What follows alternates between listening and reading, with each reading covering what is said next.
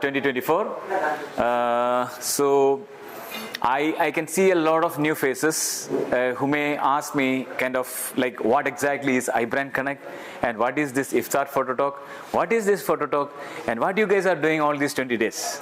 There are so many questions, and someone was asking me a kind of question. You have a big banner saying about your one-stop destination partner for content creation. What exactly it is?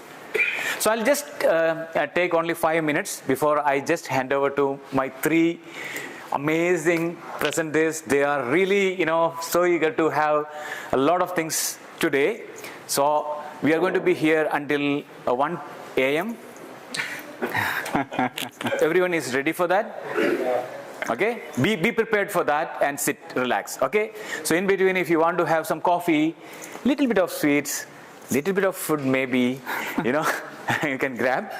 About me, my name is Shaji, and I've been into photography for the last 33 years. So then I thought, okay, I'm not going to retire myself from photography, and I just want to have a passion which I want to go along with my life. That's the only reason I started a company called iBrandConnect. So this company caters the complete solution for content creators' equipments. So who is content creators? Every one of us are content creators, either as a photographer, videographer, cinematographer, influencer in terms of social media influencers. Like as a housewife, you are also a content creator, creating a lot of food and taking the picture of them and spreading the pictures all across the world. So we create a complete solution for content creators. And at the same time, iBrandConnect is having 7 distribution brands into photography equipments. They are, you can see a lot of carbon fiber tripods in different colors. They called Leo Photo. And we have filters for different kind of landscape, long exposure photography kind of thing, that is called HNY filters.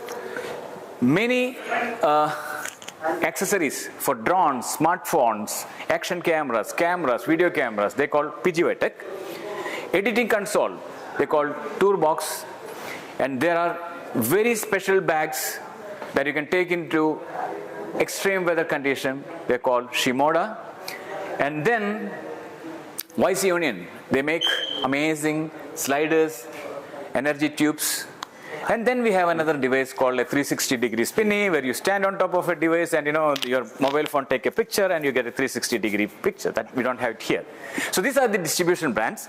So along with the distribution brands, we added many of the camera brands also in our portal, like Canon, Nikon, Sony, Fujifilm, any of those cameras. So you can find all of them in shop.ibrandconnect.com. Lighting system like Xeon, we are the marketing agents for Xeon, Holyland microphone, the live streaming devices like YOLO Live. You can ask questions like later after this session. Suppose if you want to create something, a studio. So what are the kind of equipments are required? To create a podcast studio, what are the equipments are required? So all these things we can have a communication even after this session also. Now, we started this concept in 2019. So just before Corona. So we call ourselves as a Corona baby. Just 4 years old. And during Corona, things were so difficult. So we were not in a position to meet our customers. So we created a kind of concept called fototalks. Fototalk is a kind of terminology which is used to, means it can be a seminar, can be a workshop, can be a kind of gathering where we all go for a walk and shoot pictures and sit together, analyze about them, and then we become a kind of great bond. Now this photo talks we started from 2021 until today. Today's talk is 218th talk for the last 3 years. So during that time we started something called iftar photo talk. So iftar photo talk is during Ramadan, 30 days of Ramadan. So what we do, we invite an influencer, content creator. Either he is a great photographer having a lot of followers, or if they don't have any follower also, we want to learn something from them. So we post this on our social media, and their followers as well as our followers, they register and come for an event like this. We will have an iftar, have a kind of connection between whoever comes over here. So networking kind of thing. And after that, we will sit, relax, and listen my lecture. After that, you will get 1 to 2 hours of lecture from the influencer. All right. So this, we started in 2021 with a tough time where we were able to keep only 14 people in a day because of the restrictions. 2022, we did this in 3 hotels in the Alsif's area, Alsif Heritage, Hampton, and Canopy. That time we had a photography exhibition as well. So we asked people, if you want to display your pictures on an easel, so you can do that on those hotels. And you know, the people, those who are coming for a different iftars and all, they see their pictures. And immediately after that, we shifted all those photos, like Bergman always used to support us. So we shifted all those pictures in Bergman. You can see, when you come from the walk side, you can see a dome. So we put 74 pictures in that place for a month. Last year, we did the iftar photo talk over here, again 30 days. Just prior to the iftar photo talk, we did a photography contest. So you can see there are 64 pictures being placed over there in the corridor. So that was kept only for a month. But after seeing the kind of engagement, people, those who are walking around, they see the pictures and they stay there and then discuss about the pictures. Bergman management, they saw them and they decided to keep it for a year, which is great for the participants. Now this year, also we are doing a contest. How many of you know that we are doing a contest this year? Okay, those who don't know, I just want to just give you an idea. Like, the contest theme is right in the heart. Right in the heart. So that is the tagline of Bergman. Right in the heart is the tagline of Bergman. So Bergman Mall is situated the center of Dubai. So you can say heart of Dubai. You can shoot pictures inside the Bergman Mall considering the kind of subject as right in the heart, or outside. There are a lot of community here. This mall is going to be, it's called a community mall. So we are not looking for any tourists to come here. There is no such ski or there is no such fountain view or anything here. But yes, there are so many activities happens here for the community surrounded by this area, right? So food court is amazing. There are so many food varieties are there. During Ramadan, there are Eid souk is happening here. Night souk is happening here.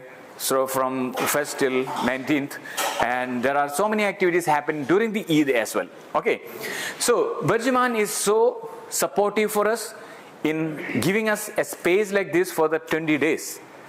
And these 20 days, we did these sessions with the support of almost around 13 nationalities. So that is another thing which we always focus into. We are not focusing into any typical, nationalities. We are a globe. We talk about the entire globe, similar to UAE style of way of thinking. Okay, now started on March 12th, and another 2 more days to go.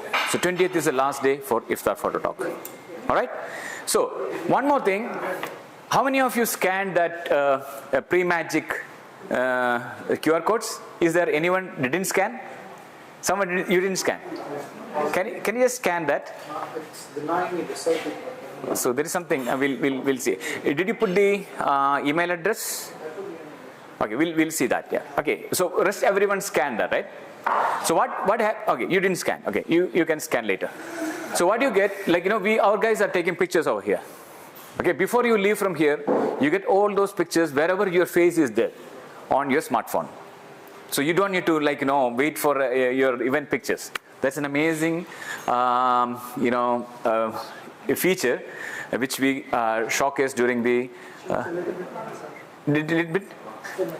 Huh? She was a little bit in my selfie. I didn't get you. She was a little bit in my selfie. Will it grab both? Yeah, so you'll get both of you. All right. So yeah. So now. So any questions so far? You clear, right? All right.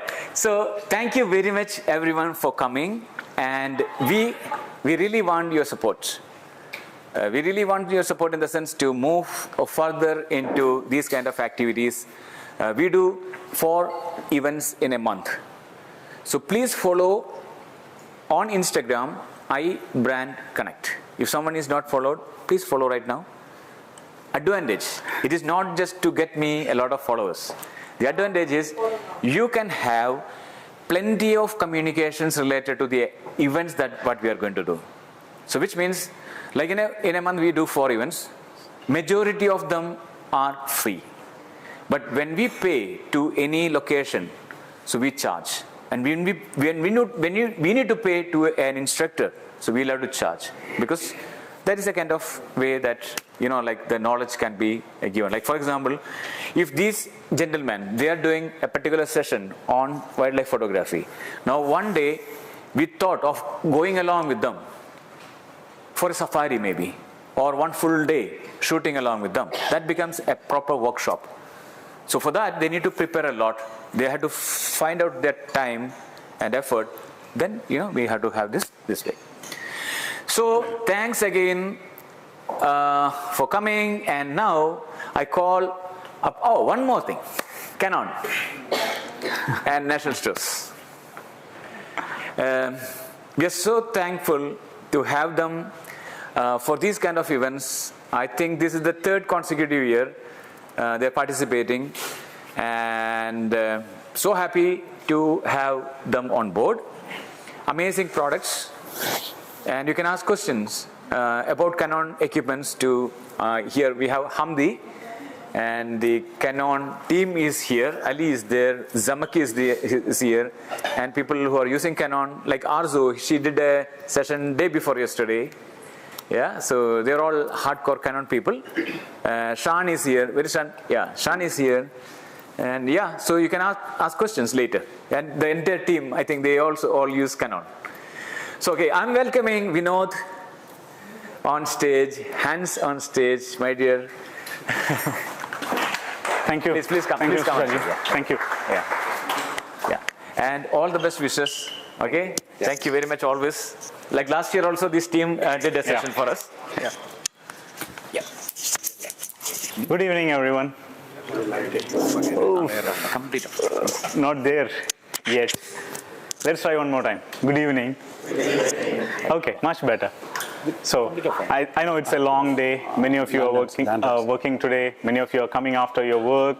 It's iftar time. Fasting time. Maybe already tired. So we'll try to make it quick here. So we have an amazing presentation that we have prepared, talking about birding and wildlife mostly. Just to give you an introduction, myself Hans Hamid, this is Vinod, and we have Mr. Cheryl also with us today. So I work in the IT industry. Vinod works in the engineering side. He's an engineer in his profession. Cheryl works on the safety side.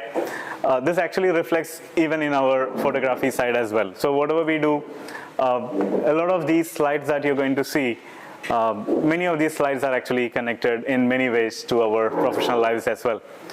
So we have decided to share the knowledge. We travel a lot, we take a lot of photos, so we decided to, how do we share our knowledge? How do we share our experience? So we came up with the idea of a YouTube channel. So we started a YouTube channel last year, and we started producing a lot of content related to the wildlife, photography. Sometimes we do photography, equipment reviews, and so on. So that's what we mostly do.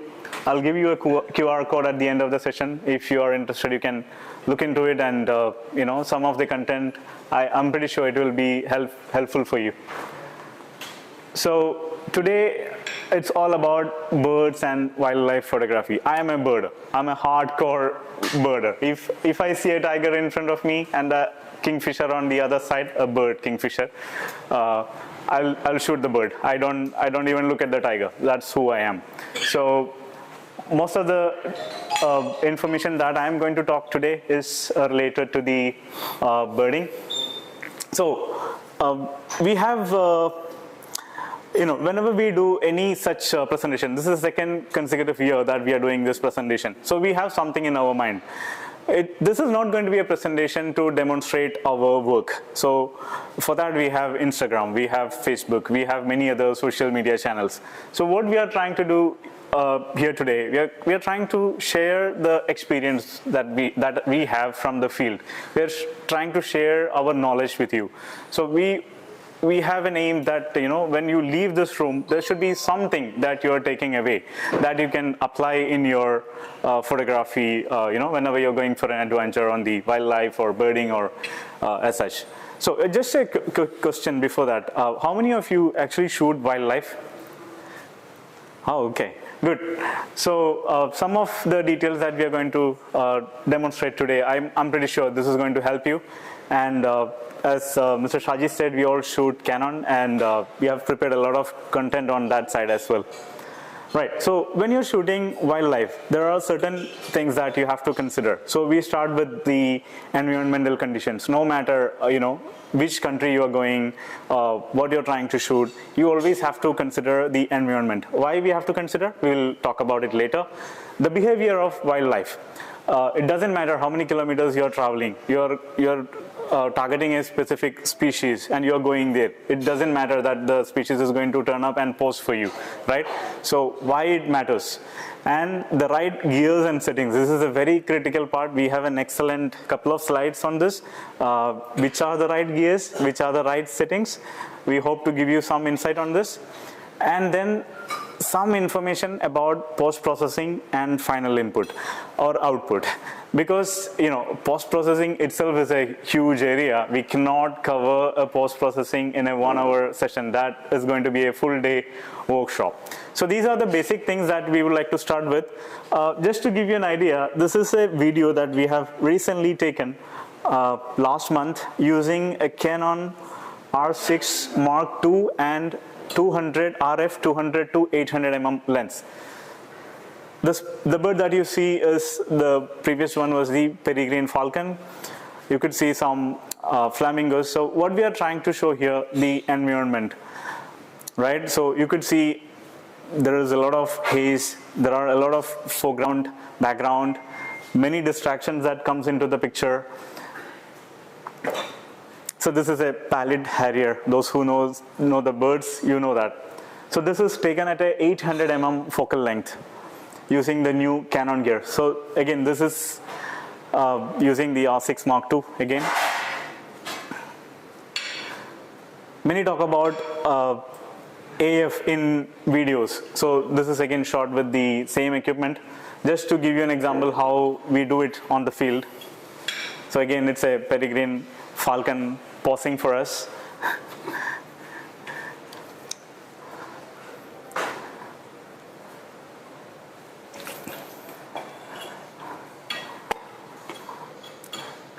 I don't know how much you can relate. We have been, we have tried so many months and years to get a shot in focus when a bird flying, in the earlier years. Now, the points that you see is coming from the EVF.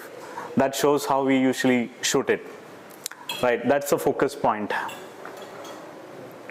And with the Canon EOS R6 Mark II, you can even switch the subject. That's why that arrow marks coming in. So you can even go to the next subject.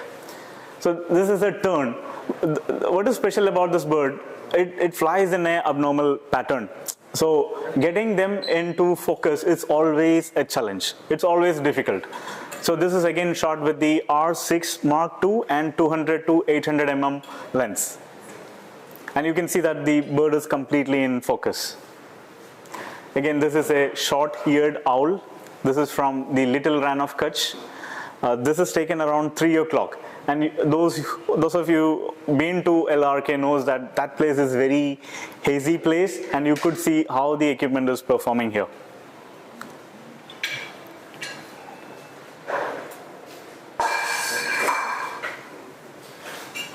Right, this is again coming from the EVF.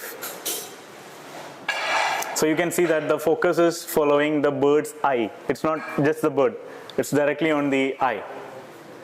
All right, so we'll directly go into the environmental, side of it. Yeah, it's on. Good evening, everyone. And I would ask you to pardon me for using that audio device because I'm having some throat problems. I cannot raise my voice. Sorry for that. Like Hans would have already, there could be some It's okay. listening issues. He's actually the people person in our team. I'm actually a more technical person, so I normally talk straight to the point. So he's a people person, he is more on that art side, and I'm more on the technical side. So when we talk about the wildlife, something we need to think about is the environment. There are so many factors in wildlife, some of which we can control and some of which we cannot. So in this slide, we mostly go about those kind of aspects where we can do something and in some situation we cannot. So these two pictures over there, those who have been to Salala during the season already knows that there is a small kind of fly which have been to Salala? Yeah. So there is a small kind of fly which bites you and you will have so much of associated issues and all. So this is actually the approach we took to visit that place, and it turned out to be very fruitful that we didn't even get a single insect bite. We had been there for almost like 4 days, but whenever we have to face some locals, we need to roll up the glasses, that is fine, or else they will think that we are some secret organization. Other than that, this worked pretty well. So these are kind of approach what we do when we have a situation. We think about that one and we find a solution by ourselves to kind of fix that issue. I don't know whether you can properly read this. It could be on a smaller font. So Hans mentioned about haze, and I hope many of you would be knowing about haze. Haze is basically some optical illusion which happens when there is a temperature variation. It can happen in summer, it can happen in winter as well. Whenever the ground earth is hotter than the atmospheric air, then the hotter air will flow up and it will create a difference in the density which will actually spread the light in a different direction, which will affect the sharpness of your image as well as it will affect the performance of the autofocus. So those who are not really aware about what a haze is, we will just try to play that video. So if you can see some kind of a mirage kind of effect, that is actually the haze. So in such situations, your camera will underperform. And like we mentioned,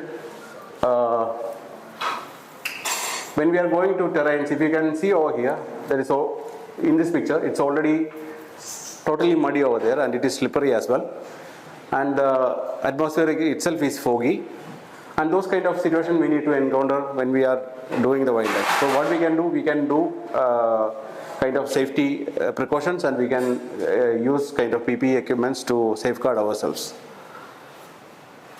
And there could be some situation wherein you may encounter venomous reptiles, and even some of the insect bites are also kind of poisonous. So that kind of situations we need to use appropriate measures to escape from those scenarios. So if you want to describe wildlife in one word, that would be, the apt word would be unpredictable. Because it all depends on the many factors. How much the outcome of your effort will be depending on many factors. For example, it's the time of the day. It could be the season you are shooting at and the climatic conditions as well. And in certain species, that behavior itself will depend on species and subspecies. And in certain areas wherein this subject will come in close contact with humans, that may also affect in your future chances of getting a shot, depending on how much of interaction that subject had with the humans and on the fact that whether that interaction was good or bad.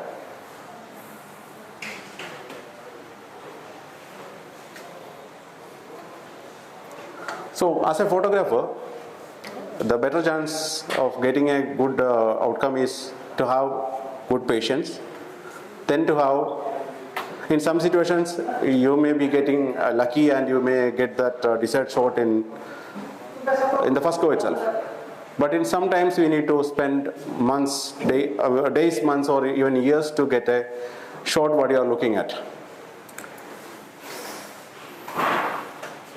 And next thing is the persistence. How frequent and how often you attempt to shoot that subject will also determine your success rate.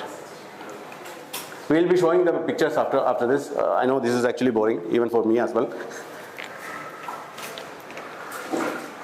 And the third thing is understanding the behavior of the subject, because different subject has its own behavior. So if you understand the behavior of the subject, that also will increase your chances of getting the desired shot. And the last one is respecting the privacy of the subject. I mean, we all like to shoot as much as close to the subject, but in certain scenarios, leaving enough of privacy to the subject will also result in getting a better shot. So let us go through some of the examples. This is actually, we got this shot just because we were at the right place at the right time. We were actually looking for a pygmy kingfisher, and all of this action happened in one of the trees next to us. And we are not at all expecting such a shot. It's actually a grey hornbill tossing a tree frog. So it happens by coincidence. But on the next shot, we actually spent an entire season running after this kingfisher. It's called common, but it is not really common over here, to get this exact shot. So it took like a few months to get that shot. This is actually, we were able to get this picture because after spending those many months over there, we spent some time to understand the behavior of the kingfisher. And one thing you will get to know is that kingfisher is very territorial. That means the moment another kingfisher enters its territory or any other species enters its territory, you can expect a fight. So since we already had that information, we were actually planning to get that shot. And it's a shrike trying to invade into kingfisher's territory, and there was a sequence of images, and this was one among them. And the last one is like respect their boundaries. We were actually having a morning rounds through Kudra desert, and we happened to see two little owls sitting over there. Normally we used to get a little bit closer, but this time we decided, okay, we will keep enough space. And we got a beautiful sequence of actions. And these kind of actions rarely do happen over there. If we invade into their privacy, they would have flown away at the same moment itself. So we just got this just because we were respecting their privacy.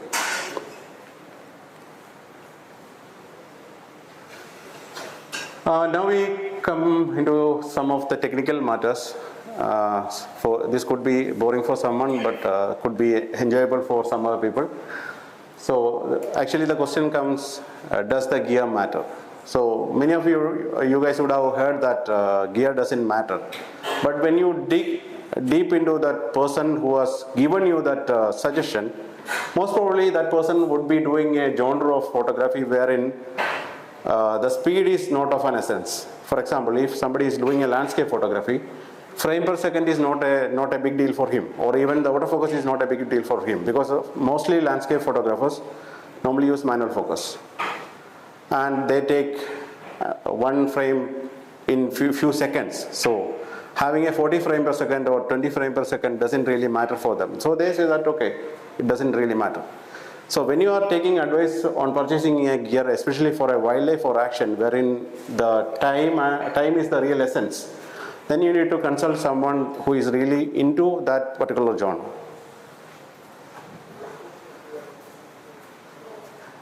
And basically about myself, I actually, sorry that I didn't introduce myself. I actually started my photography back in 90s, and my father has gifted me one SLR, which is the film single lens reflex camera, and from there I started the photography, and I've been more than a photographer, I am actually enjoying using that gear.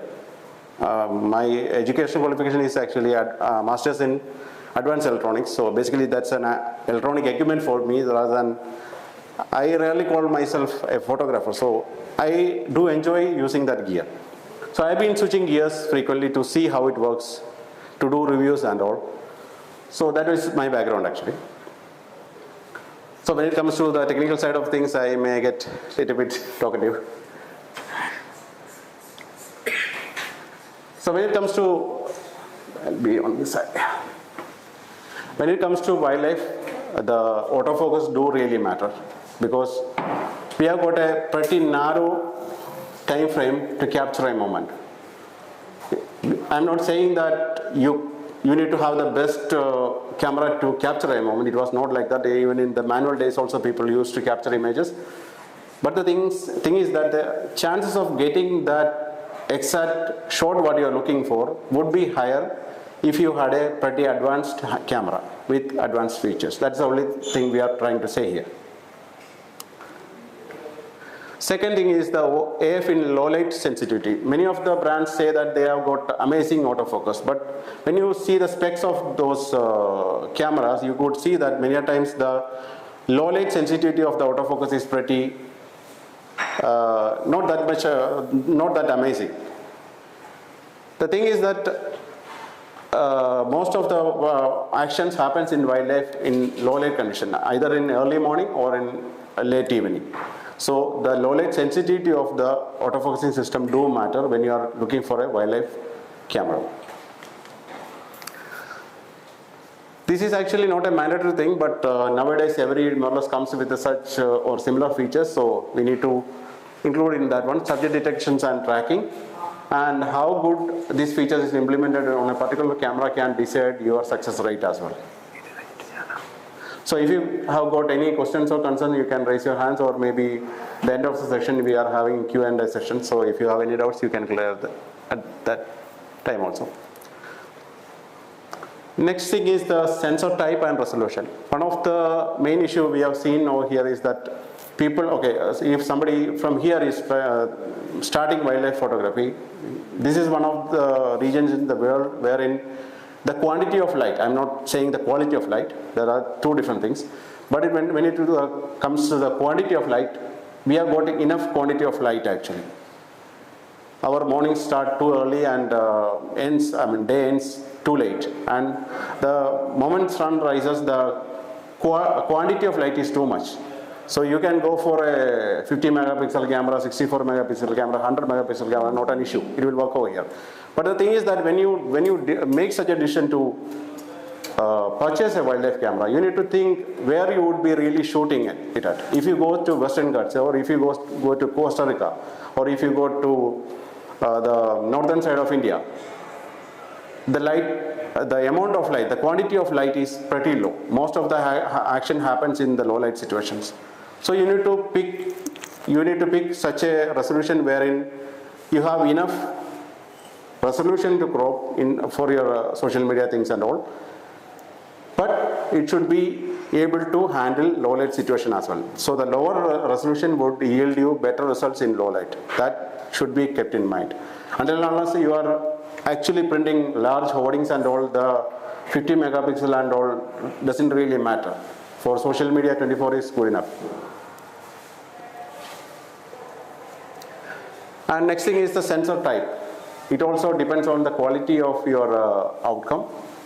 Because, for example, if I say a backside illuminated sensor with the same resolution, maybe the BSI sensor would give you more low light capabilities in certain scenarios. So these, rather than going after just simple resolution, you need to look into these aspects as well. Here comes the frame per second, like I mentioned earlier. Nowadays, the action cameras or wildlife cameras are actually increasing their frame per seconds. Actually, when you have a camera with higher frame per seconds, if you have got a slot of like 2 seconds to capture a subject, the subject sits there only for 2 seconds. If you are having a 20 frame per second camera, you will be hitting a 40 frames in that 2 seconds. So there could be at least 1 or 2 images, exact moments what you would be looking for. But if you are shooting at a camera with 5 frames per second, you would be getting maximum of 10. So the chances would be lesser. I'm not saying that you won't get it, but the chances would be lesser. That's the only thing. This is actually the sensor readout speed and rolling shutter. So all those cameras which shoots at these higher frame rates, except for the latest NN3 which does not have a this thing, and the C9 and C8 which does not have a mechanical shutter, those cameras shoot, I mean, all the other cameras other than Z9, C8 and NN3 shoots at electronic shutter. Even though they have a mechanical shutter, they shoot at electronic shutter mode to achieve these frame rates. So if these sensors are not stacked sensors, which means the readout is pretty fast. If it's a non-stacked sensor, the readout speed do really matter.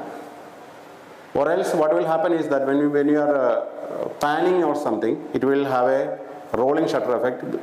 It is basically because those conventional shutters reads from left to right and from top to bottom. So by the time it reads from the one corner to the other corner, you would have already moved your camera. So whatever comes in the vertical plane would be skewed. So that is actually called a rolling shutter. So when you are having the fast action camera, you need to look at the sensor as well. So that sensor should also support such fast actions, or else you will be having too much of jello effect or rolling shutter, and which will make your images unusable.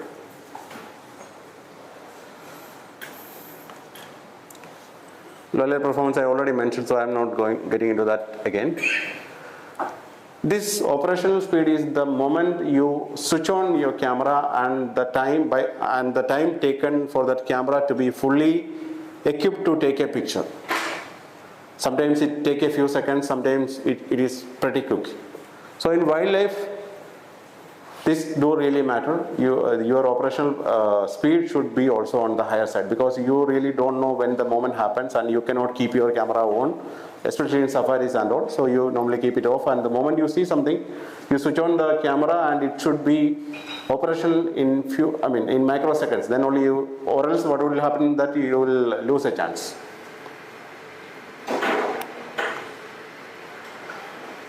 Weather sealing, I think I doesn't have to explain this much, because most of the situations where you go for wildlife, the weather situations would be pretty challenging. Like there should be showers, there should be sandstorm and all those stuff. So your camera and equipment should be capable enough to not to let those elements inside the camera. So you should be having a camera with a good weather sealing. And next comes the high ISO performance. In some situations, you need to really push your ISO. I'll give you an example later on when I use a higher ISO. So when you are pushing that higher ISO, different camera responds in a different way. Sometimes it will totally break down the image. Sometimes some cameras can even hold for a little bit longer. So you need to consider that high ISO performance of the camera you are planning to purchase. Next thing is the buffer size and buffer clearance rate. Buffer size is the small type of memory which you have in your camera. When you click the pictures, it will actually record the picture in the buffer, and then it reads to your memory card, because your memory card is pretty slower than the buffer memory and your sensor. So it is just like your PC. It is just like your RAM and then SSD and your hard drive. So this buffer size should be larger enough to accompany this higher faster rates, and it should clear the buffer pretty fast, or else the entire performance of the camera will be degraded. The last, I think it is not the last, but it is the in-body image stabilization. Like mentioned, when you are having the low light situations, there could be some scenarios wherein we can actually reduce the shutter speed, thereby allowing more light in when the subject is more still. So to do that, our camera should be having a good image stabilization within our system, so that we can use a lower shutter speed than really required by the rule of thumb.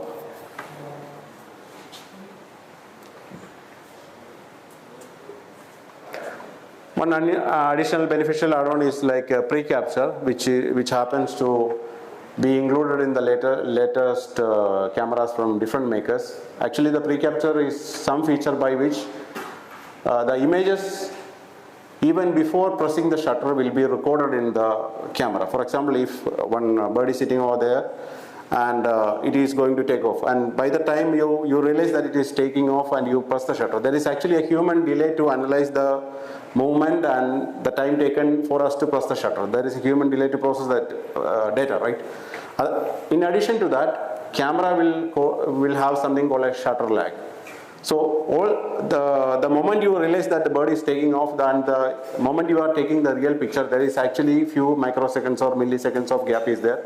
By the time the bird would have already taken off.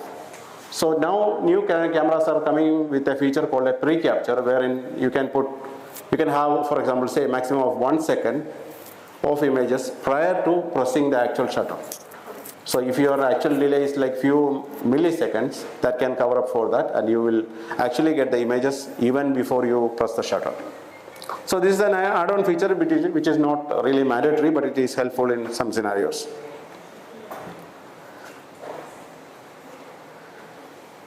So I am not going into detail of this lens side. I think it's self-explanatory.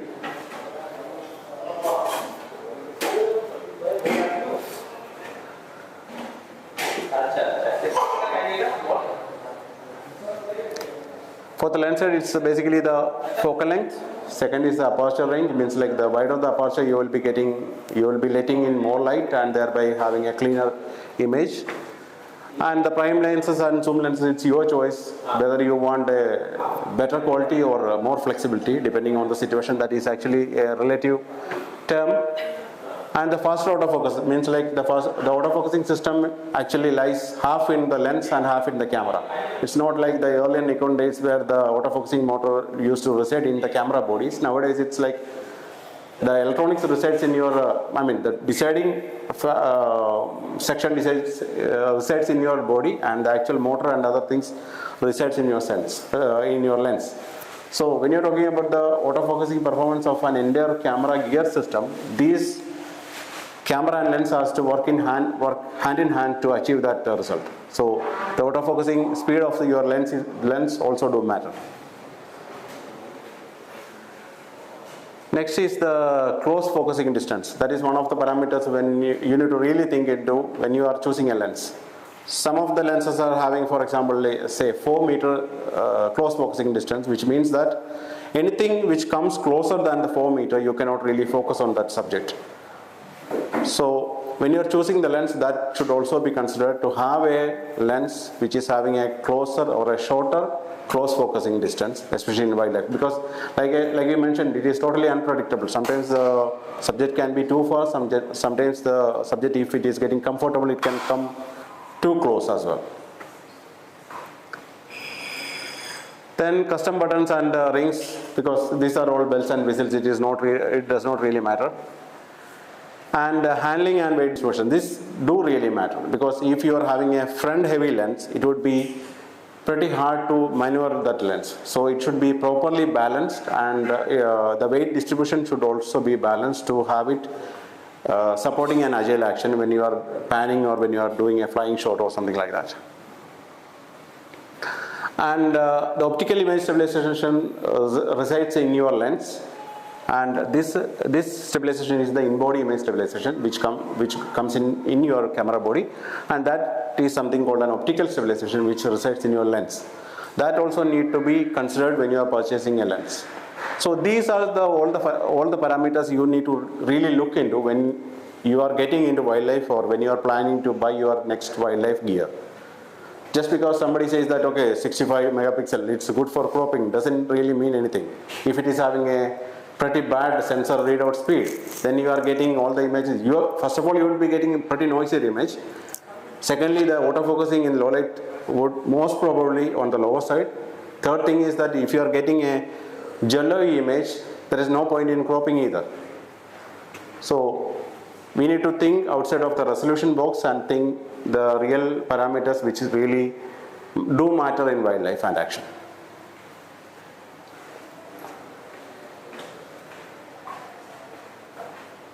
Next come, actually this is also a pretty long slide, sorry for that actually.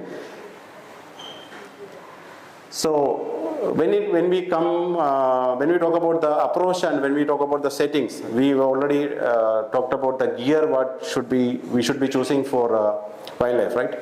Next comes the approach or how we are going to use that gear. That also decides your success rate. So normally people say that okay, use higher shutter speed or whatever it is. They normally present it in a positive way. Now we are actually trying to put it in a negative way. That if you are doing these things, there is a high chance to get a bad result. So if you avoid these steps, you will be getting the chances would be higher to get a good image. So what could go wrong? First of all, choosing the wrong gear to begin with. Like I mentioned, I have met so many people wherein they were just stepping into wildlife and they got advice from some of the existing wildlife photographers, unfortunately they were guided to a higher resolution camera. Okay, in some situations it may work in UAE, it may work in Africa where the quantity of light is not an issue. But the moment you step out of that comfort zone and go to a real or a more diversified wildlife scenarios, that day he is going to suffer because of his high resolution itself. So choosing the wrong gear will be the first stepping stone to a bad image. Second thing is that don't knowing your gear. After having the gear, you need to learn that gear actually. Even though we are using so many Canon gears, each gear do have its own characters depending on many factors built into that particular camera. Just because these are all made by Canon doesn't mean that they all respond in the same way. I use a Canon R3 and R5 and they do respond totally differently. So the moment I pick up a camera, I have that preset in my mind, okay, this camera is having so much of strength and so much of weakness. No camera is perfect. Even though I'm shooting Canon, I'm not saying that Canon is perfect. So there are weaknesses. And first thing is that you need to acknowledge that there is a weakness. Then only you can acknowledge that issue and you need to try to improvise and solve that issue. The moment, until and unless you don't realize that there is an issue, there is no solution for that. So many brand fanboys does not acknowledge that issue. That is the main cause of other issues as well. So first of all, learn your gear, spend time with your gear, understand its strength and weaknesses, then your chances would be high to get a good image. Another thing is that not using faster enough shutter speed. Many people are scared of the noise what would occur when they use a faster enough shutter speed. But when it comes to wildlife, especially for actions in wildlife, I'm not talking about the perched birds or something sitting over there, I'm talking about action. It is good to have a noisy image but pretty sharp one. Then you can do something with the noise removal software or something and then you can have a usable image. But on the other hand, if you have got a cleaner image but the image is blurry, that is actually useless. Until and unless you are looking for some artistic look by actually introducing those blurs in that one. And then not using the faster frame rates, like I mentioned, when you are getting a slot, use it wisely. So if you want to, if the situation demands to shoot faster, means like faster frame per second. Don't think about your memory. You are there, you have spent so much of money to capture the subject, right? At that time, the memory usage or the later data storage doesn't really matter. Another thing is that many of the photographers, even the experienced one, I have seen so many people are so scared to push their ISO. I think I got one person over here who got an advice from a renowned wildlife photographer to shoot always in ISO 100. Isn't it enough? My friend over there has got such an advice. But as you know, we never get a image in ISO 100 in most of the situations. So you need not to be scared to push the ISO if it is really needed. Then having enough depth of field. That means depth of field is actually the amount of area behind and front of the focusing plane where it is in acceptable sharpness. That means if I am having more depth of field, if you are taking a group photo, if you are having more depth of field, then all the layers will be in focus. So that is basically the depth of field. So people will run after the prime lenses and they will always use it wide open. And what happens is that many times on a larger subject, if it, for example, if it is a tiger or something, most of the times the nose will be in sharp scenario and the rest will be blurred because they have used a narrower depth of field. So when your subject is larger and when the subject comes closer to you, you need to increase your depth of field to have the entire subject in acceptable sharpness. Another thing is an aesthetic aspect wherein you are lazy to get out of your comfort zone, you shoot in a comfortable angle, I mean an angle which is comfortable for you and not getting to the same level of the subject. That the end result would be not aesthetically as pleasing like getting to the same level like of the subject. And another thing is not using the custom features available in your camera. Many of the camera do have a custom recall function wherein those people who are shooting both actions and first shot know that if you are trying to change the setting each and every time you need to pump up the shutter or lower the shutter based on the situation. What you can really do is that you can assign a custom recall function in certain buttons and you can just by press of one button the camera will totally become a different camera with a different set of settings to suit your need as per that particular situation. So not using that custom setting can also sometimes end up in losing that opportunity.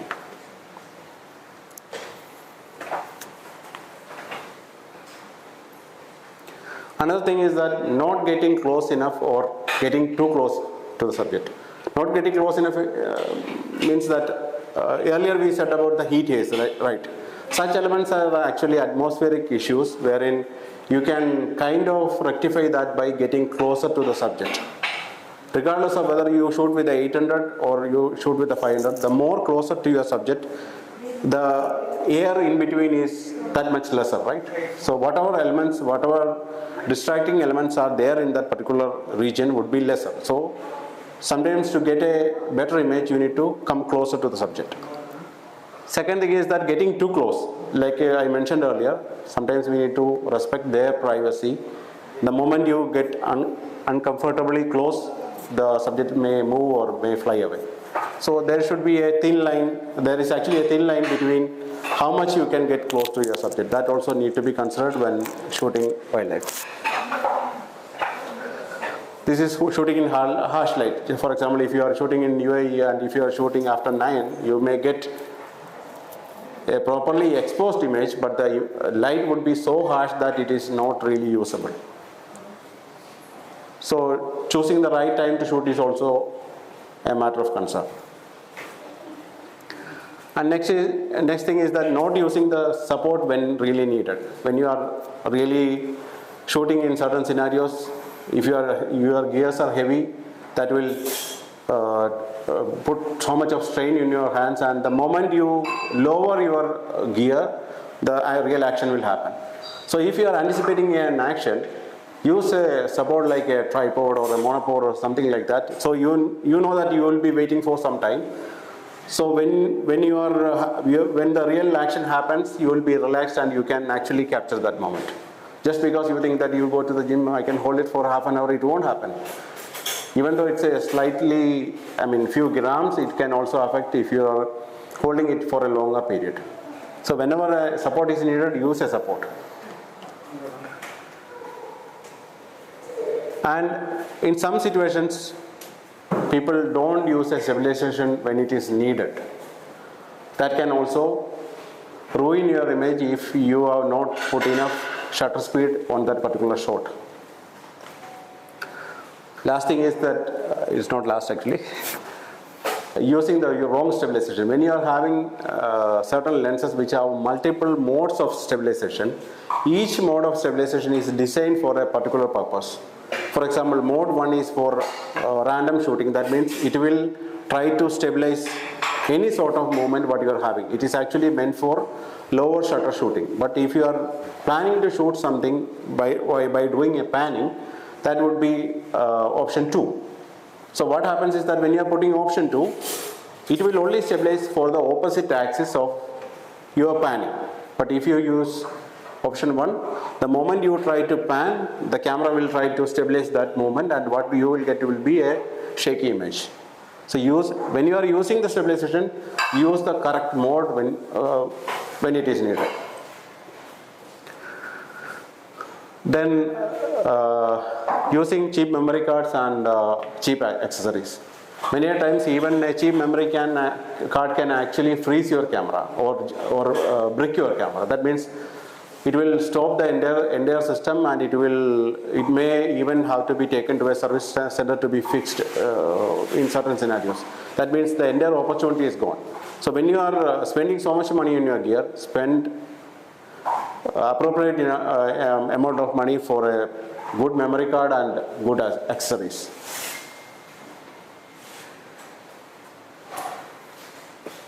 And the last thing is using wrong file type and data management. That does not really spoil your image, but it is actually a process of your workflow. This is the last, but it is not the least one. It is the attitude of I can fix it in post. Whatever I do in the field, I can fix it in the post. The moment you are having that mindset in your mind, that is actually the beginning of the decline of your image quality. Always try to get the maximum possible image in your camera itself. Then in some cases you need to support it by post-processing, because in wildlife we have got least control over the situation. So many situations we may need the support of post-processing to fix things, but our intention should be first to have the best image possible from the camera, from the field itself.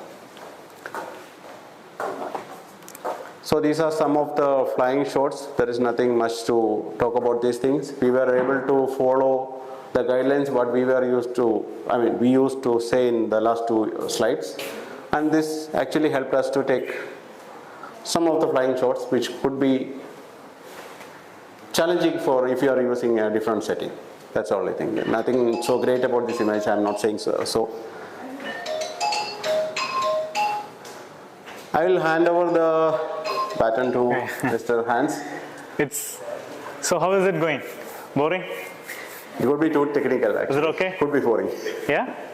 Vinod is, by the way, he goes very deep into the technical side of it. So in case of, if you have any questions, even after the session, you can reach out to him, and he has pretty good knowledge, pretty in-depth knowledge on the photography, the lens, the cameras, and so on. So when it comes to the post-processing and final output, I just wanted to touch few areas, because this is one place, many people actually fail, or they don't know how to do it, right? So we have so there is no specific rule that you have to do it this way or that way. We can only talk about guidelines, right? How it can be done. So some of the most of the time, we know, just few minutes ago he spoke about getting it right from the field itself. So if you see here, it's a peregrine falcon, and I'm having the 200 to 800 mm lens. I'm sitting very far on the ground, and I'm trying to get this bird into the proper frame, right? So now the bird is looking right? So I started framing it. So I'll just play it here. So you could see that. So now it is looking right. So I'm slowly moving the camera towards left, because I wanted to bring the bird. Then all of a sudden the bird is again moving, right? So these are the kind of situations we always face when we are on the field. So getting it right at the first time, yeah, most of the time it may possible, but when it comes to wildlife, these are the challenges that you have to face. So So the only thing that you can do in these kind of situations, get the shot first, then work on the post. So this is something that we just wanted to touch, because it's not really possible all the time to get it right on the field itself, right? So, and secondly, post-processing is a must. You cannot simply put a photo into Instagram when you especially shoot with a RAW format, right? You have to do minor adjustments when it comes to exposure, shadows, highlights, and so on. So I just want to show you one example of a image. So this is again a peregrine falcon. So this is the actual image, actual RAW footage without any adjustments, only with some minor adjustments like the exposure and shadows. This is the outcome.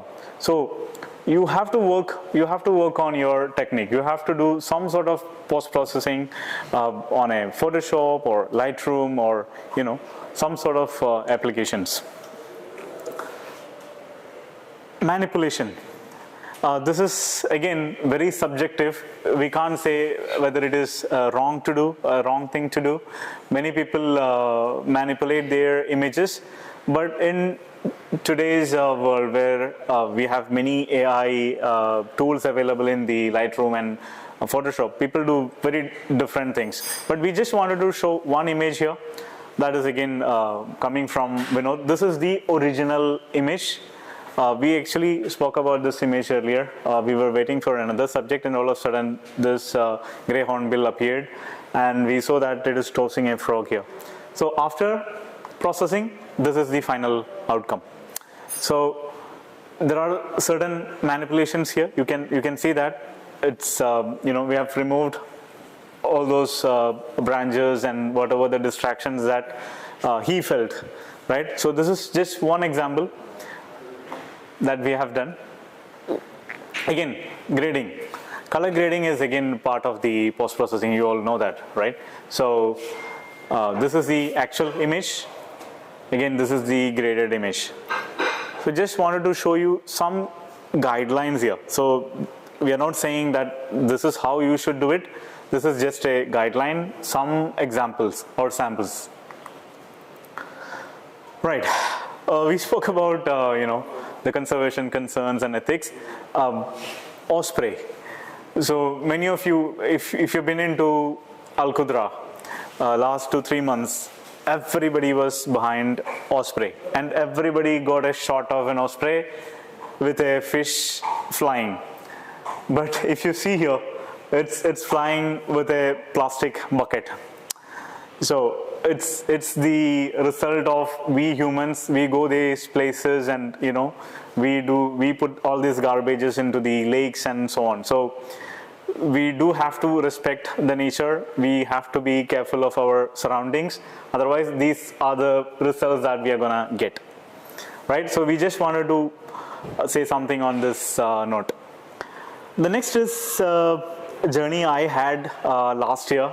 I had a long trip to Costa Rica. I wanted to photograph some of the magnificent birds, Quetzal to be precise. I was able to photograph this bird. I spent almost 2 days in a forest. It was very, the temperature was like 2 to 4 degrees. We had 4 a.m. and 5 a.m.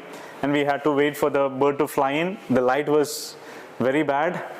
And that is the first time even I saw a Canon R3 camera was draining so fast, because of one is the temperature.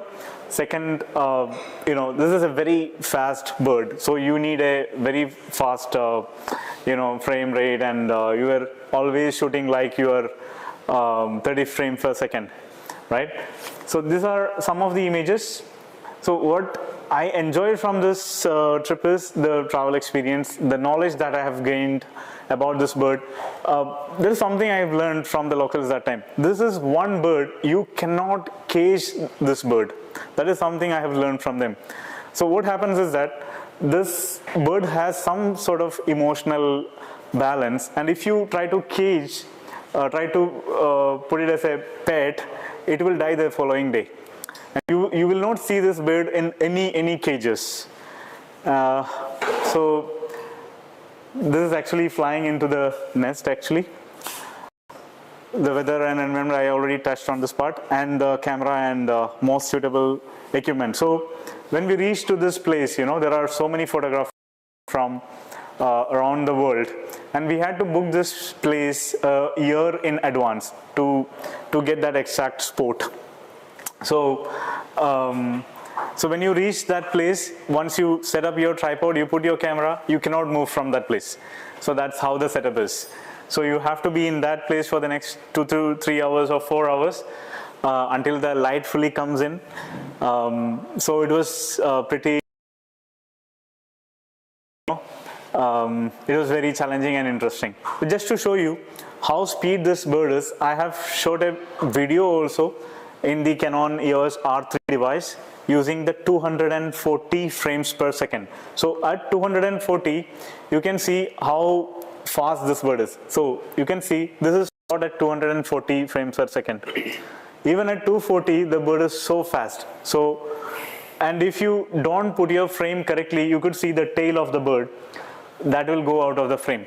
So the technique is really matter subjects. Yeah, so that's about Quetzal.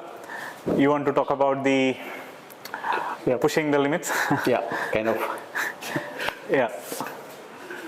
Actually, I've done a long, boring section for you guys about talking about too much of camera settings, camera gears, and all those kind of things.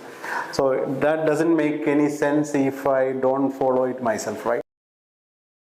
One of the pictures which I have taken from Tadoba in last year, and this is actually a friendly fight between two tiger cubs, and this happened at almost minus 4.5 EV exposure value. So if you are familiar with the exposure value calculation, it is almost like sun has already set and it is between the blue moon hour and the sunset. So that light is pretty low.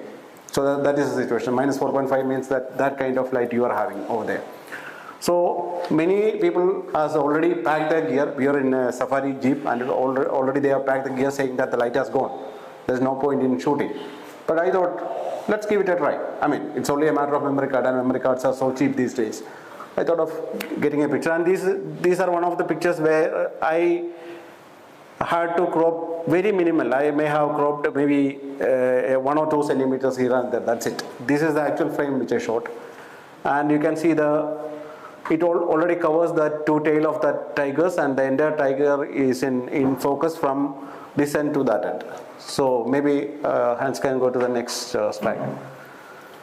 So you can see the settings which I used. I was using a Canon R5 with a RF 400 2.8 lens. And if you see the ISO, it is 51,200. So many people, many of wildlife photographers, when I meet them, they say that I set my limit at 3000 ISO. I set my limit at 2500 ISO. I ask them why. They say that beyond that I will get a noisy image. So I ask them, why should you limit that? You can still capture the opportunity. If it is not processable at this time period, maybe 10 years down the line there could be some softwares which can manage such kind of noisier images. So why to lose that opportunity? Just shoot it. It's not so expensive to shoot these days, right? Since you are already there at that particular moment.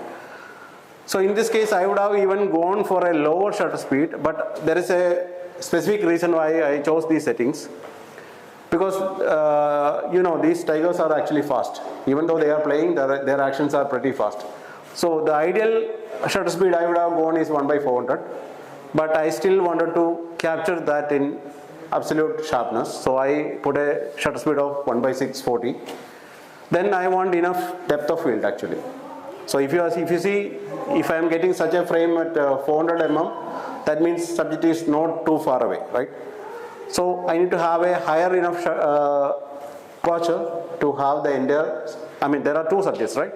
So you need to anticipate for the entire depth, and you need to decide an aperture which covers the entire two subjects. I would have shot at 2.8 I mean, I could have got at least the face of that one would be sharp, then the tail would be blurry. But I intentionally chose for 4.5 to have this subject in sharpness. But if I had used 1/400 and 2.8, I would have shot this shot with a much lower ISO. This is what I was saying, that knowing your gear, I mean, this is the first shot I tried with the 51,200 with Canon R5, but I have tried up to 40,000 earlier. So I know how it is going to perform in 40,000. So I kind of anticipated how it may perform at 51,200. So luckily, I'm not saying that this is the cleanest image I have taken, but still in social media you don't see the difference. And mostly we post in social media. And if you are going for prints, that's a different story. But if you are doing it only for a social media, you can still manage to get such an image, such an opportunity with such a higher shutter speed. Higher ISO settings. So it is all about taking the right decision at that particular moment. Because I had two set of cameras, like I said earlier. One was like R3 mounted with 100-500, which I wouldn't choose for such a shot at such a low light, even though R3 have a lower resolution. The 100 to 500 at 500 or 400 would be 7.1 aperture. So that would degrade the light again. So I chose to have R5 with the 400 2.8, and because of these reasons I use this exposure settings. This is what I was trying to say earlier. Don't be scared about your ISO. Try to push it. I have seen R5 performing pretty well up to 40,000, and in 51,000 you can still, if you know a bit of tricks and tips, you can still get an image which can be used in social media. I'm not saying about prints. I have to repeat that again. So that's all I want to say about this particular image. It's all about making the right decision and right choices at that given opportunity, rather than missing that opportunity. That's the only thing I want to say. Yeah. In this situation with this very low light and with high speed, why didn't you choose the R3? The R3 is way better. No, it was already mounted with 100-500, and it all happened. We were in the Safari vehicle. There is no option. I mean, there is no opportunity to change these things. This happens in seconds, right? The moment they started playing together, there is no time to change these things. And whenever you are trying to change in the field, there are so many environment elements. You are 3-4 people on the gypsy. If somebody kicks my ears, then it will fell down. It's a tiger reserve, right?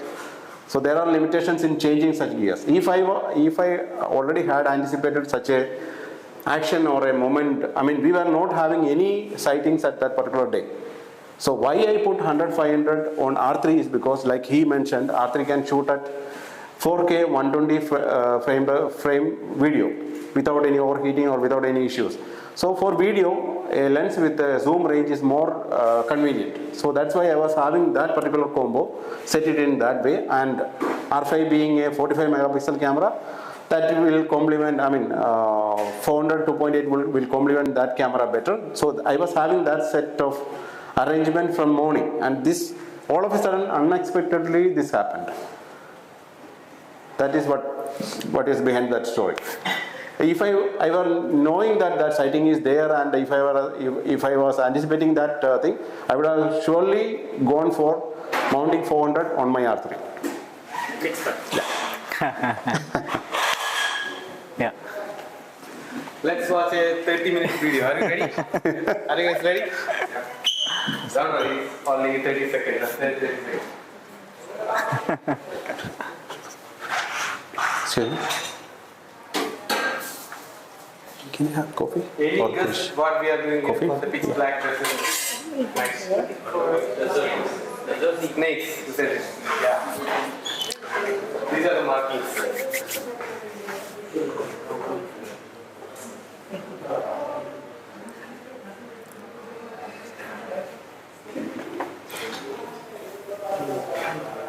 So it's normally called herping, herp photography. So searching for reptiles and amphibians in their natural habitats. So the main challenges, from my experience, some of the challenges I faced, some of the challenges in herping is I'm mentioning this, the challenges here. Most of these species are nocturnal, means they are actively, more active during the night. You know that, nocturnal species. So we have limited light. We are using, as you see in the video, we are using torchlight to spot this. And we are not directly spotting the snakes. We are finding some trails like markings, and we are following that. So it's very challenging to spot the marking itself. Sometimes we will miss the marking, and sometimes we will find the marking, but we will not find the snake. And during the winter it's okay, but most of these species are more active during the summertime. So at night, humid condition, hot humid condition in the desert, it's difficult to search. Even we are taking our gears with some sticks for our safety, and we are using boots and flashlights and everything. So it will take more than hours in the desert to find any kind of snake or reptiles at night. And I'm coming from India, so I'm comparing with India, so limited, in UAE, we don't have that much biodiversity comparatively, it's comparing with India. So that's another challenge. If you are going for a herping, anyone here went for a herping?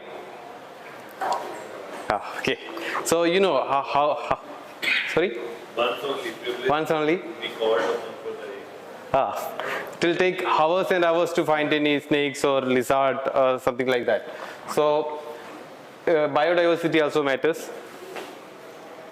Another one, we are using this expensive gears. You know the desert conditions and this kind of humid and that environment you know better. So using our expensive gears in the desert, that's also another challenge. So the dust and this during the sandstorm and all, it's hard to clean the lens after our shooting. Each and every day we have to, after every session we have to clean properly. Otherwise it will ruin your expensive gear. And safety concern. In the desert, most of the species are really venomous, so most dangerous, like horned vipers, scorpions, and saw-scaled vipers. These are really very dangerously venomous. So if you got any bite, if you get any bite, it will be very difficult to get a treatment, like we are almost in the desert, so we have to contact the whatever police or ambulance, and it will be very difficult to survive that situation.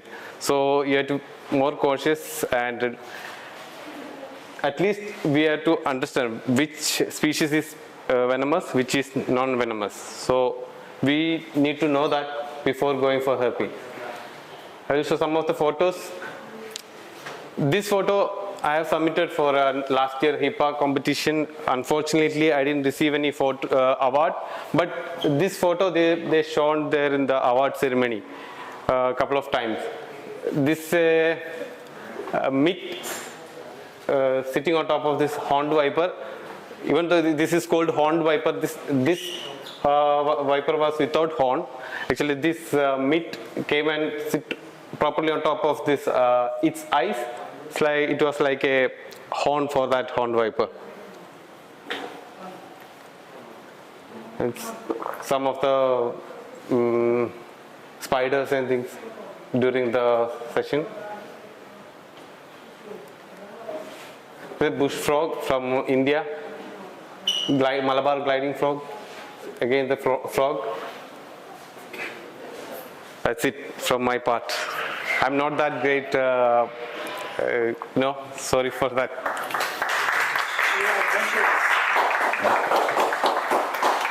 Thank you. So why Canon? This is again our perspective.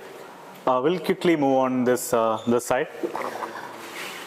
So I've been using cameras, SLRs, DSLRs, mirrorless, different brands.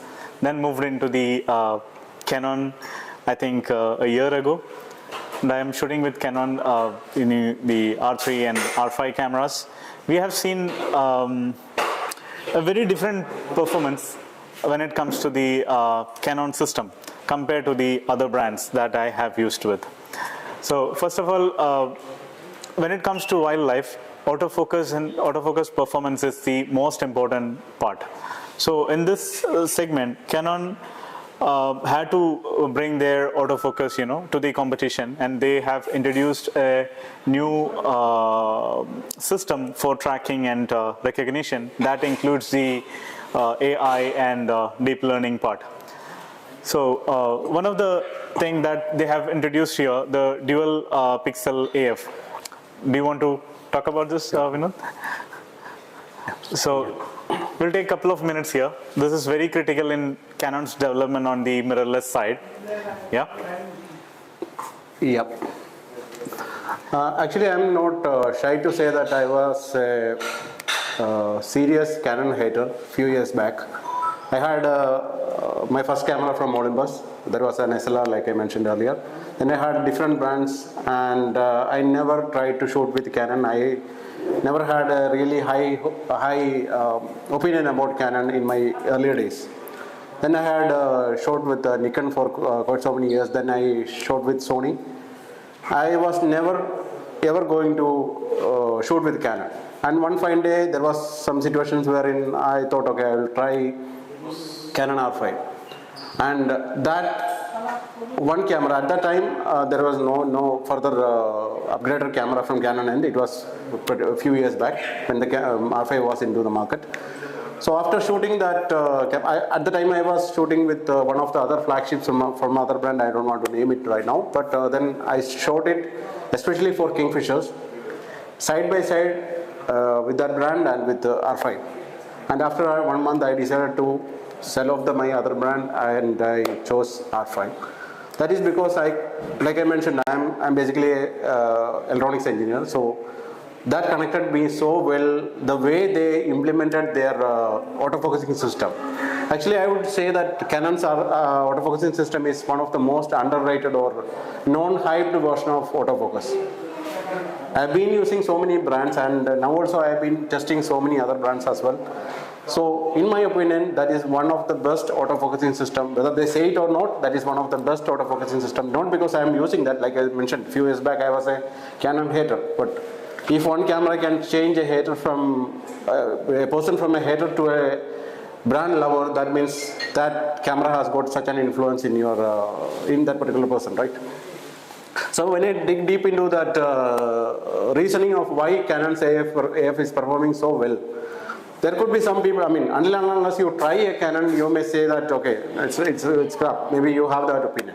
I also do understand that situation, but you need to really try that system and not try for 1 day or 2 days, because there is a reason behind that. I'll tell you later.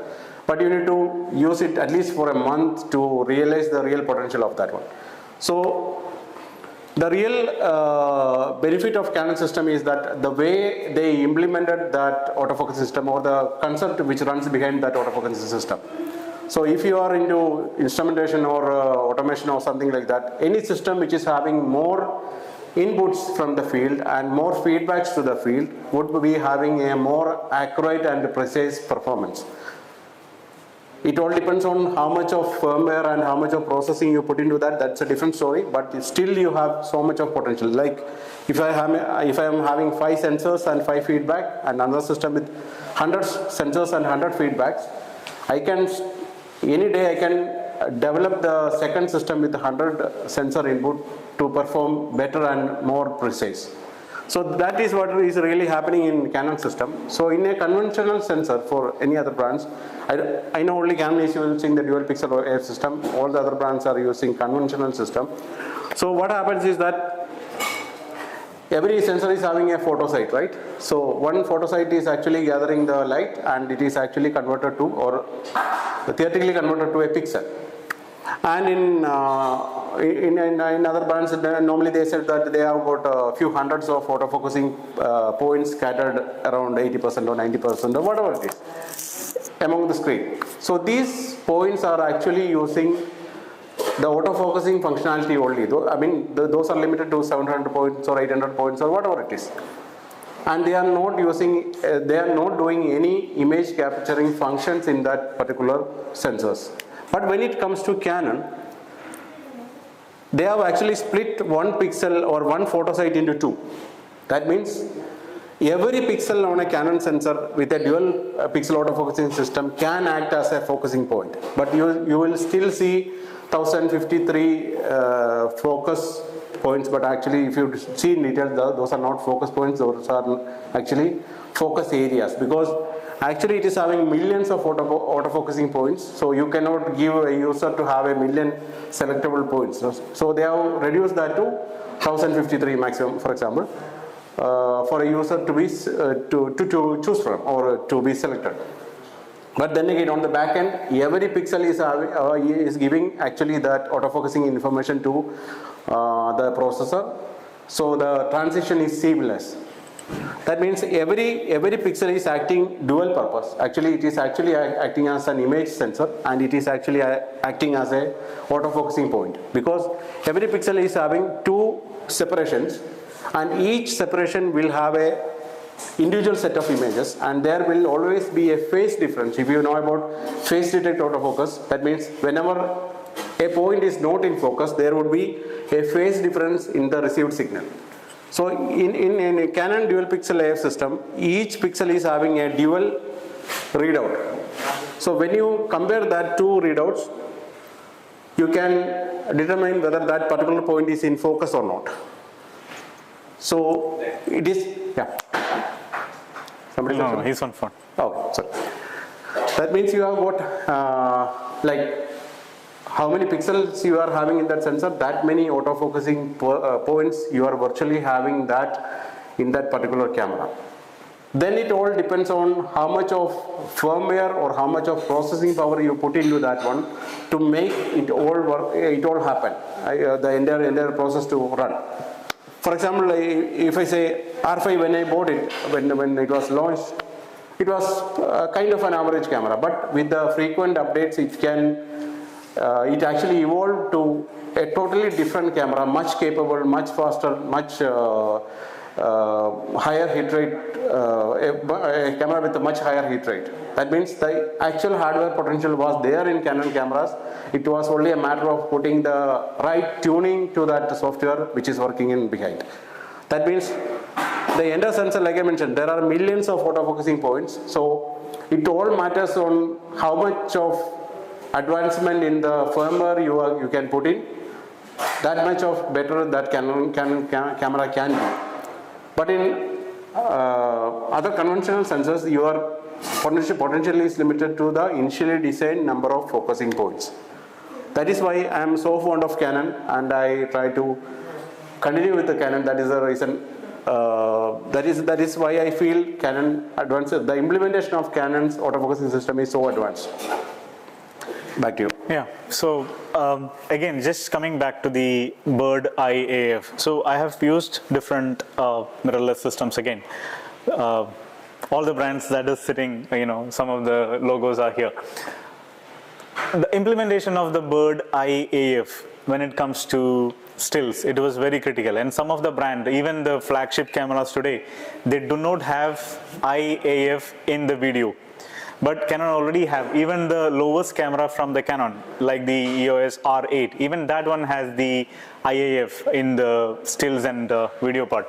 So how Canon got this right? So Canon did this implementation starting with the 1DX Mark III. So Canon started there. They have implemented the artificial intelligence into it. So what they did is, it's very interesting. They have gathered millions of images from the web, and they started identifying which is a bird, which is not a bird. So this is again a AI generated image. So they started looking at what is bird, the bird with wings open, folded, and there is a tiger in between. So they started identifying the birds, right? And then slowly they started correcting what is bird, what is not a bird, right? And then they faced another challenge. These birds are okay, we know a bird is like this or like that, but they're not going to pose for you. So they have traveled into places, they have taken actual images of the bird, then they slowly corrected their errors from using the artificial intelligence. And they have put a deep learning into it. So what happens when you buy a new Canon R5 camera, if you test it for first 5 minutes or 10 minutes or 1 hour or few days, you will not see the actual potential of the camera because the camera is in a learning phase. So what happens is that even when you're on a field, you're trying to shoot a bird and the camera is not focusing. So you can actually tell the camera, you can guide the camera, there is a bird sitting. You just touch that focus point, then the camera detects. Next time, you take the camera out of that frame, you put the camera in, you press that back AF button, immediately the camera focus the subject. So they have a deep learning implemented, and I can proudly say, I can actually say that they are the only ones who got it right properly. Everyone else has IAF in their stills and video and so on, but the implementation of the bird IAF, there is no comparison when it comes to the Canon. This is just a small example of how the IAF works. So you can see that this is shot at 800 mm. You can see the focal length here. So we are so far, and it's a very tiny bird, and you cannot even see the eye of the bird here. Even then, you can see the focus point. I am not even using the back AF button. If I'm using it, the focus point will turn into a different color like blue. Now the camera is automatically detecting the subject here, and it is already focusing on it. I'll just play the video and you can see what happens. You can actually see the implementation, how they did it. So it's very fast, right? You cannot see it. So I'll just try to show it again. So you can see frame by frame. So it is that perfect when it comes to the AF implementation. Again, another side when it comes to the implementation, Canon has a logic. So it focuses on the eye first, and if the eye is not detectable, then it goes into the head. If the head is not detectable, or if the camera is unable to identify that part, then it goes into the body of the bird. So again, it's a perfect implementation. You're not gonna miss anything here. You could see how perfect it is following that subject. Now you see the difference. So this is how perfect the autofocus implementation here.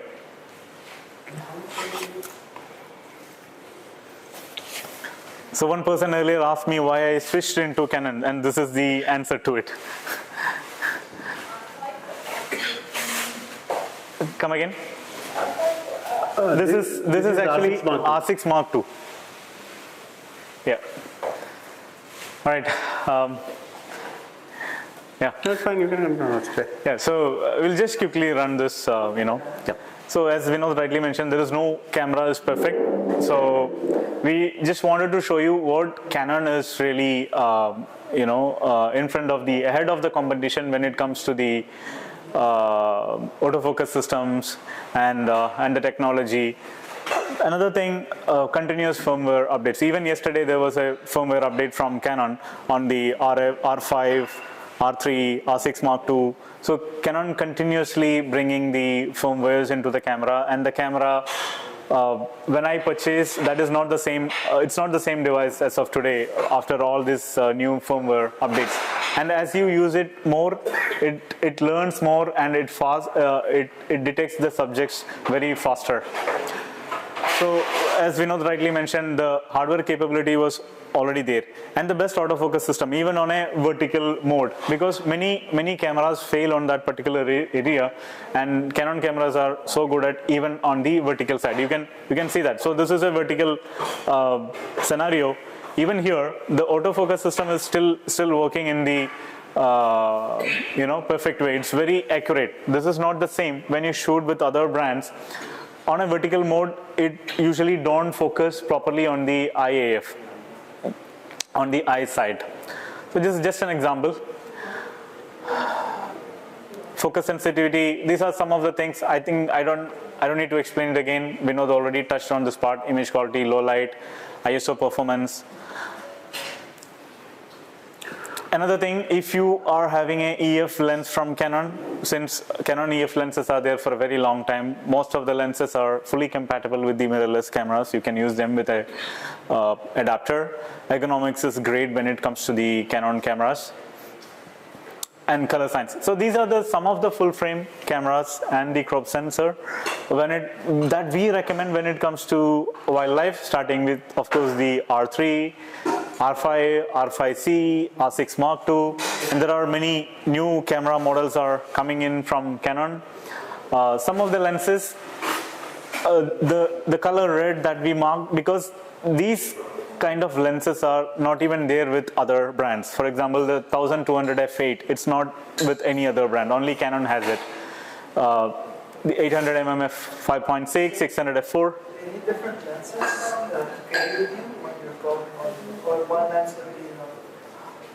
So there is no one lens that you can cover everything, right? So every lens has a different feature and functionality when it comes to the focal length and the aperture and so on. So you have to choose the right equipment when you go for those kind of situations. And here the RF 100, 300mm, only Canon has that kind of focal length. Even the 200 to 800mm lens, which is a very, I would say, in this scenario, I think that is the one with, it's a less expensive lens, but with great potential. Most of the videos that you have seen today is shot with the 200 to 800mm lens. So I think that brings our presentation to an end. So this is just a QR code to our YouTube channel. You can also search for VHS Studios 365. You can get the channel. You could see all of our content that we will be publishing. Thank you, iBrandConnect. Thank you, Canon, for this opportunity, and it was a pleasure to, talk to all of you and share some of our knowledge. Do let us know if you have any questions so that we can answer them, and that's going to be the Q&A part. So, at least from a technical perspective, I just have one question.